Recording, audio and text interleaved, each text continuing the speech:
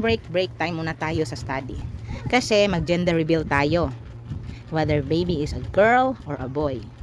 So kung unsa man ihatag ni Lord, kung girl or boy, magpasalamat gyapon ta ha. Okay. I want you to open this little piece of paper, and when it say, or when you read, basta nakasulat dira pink, meaning it's a girl.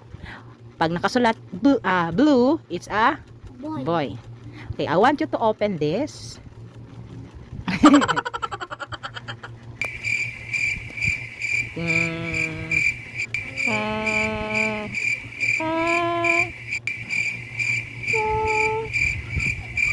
Pink, so it's a girl.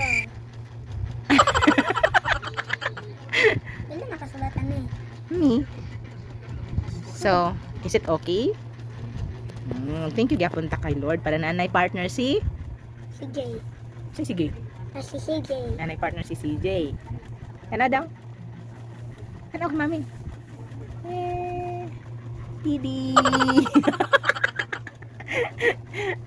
Didi.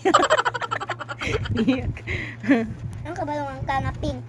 Man naman nag-check up. Ha? Man nag-check up.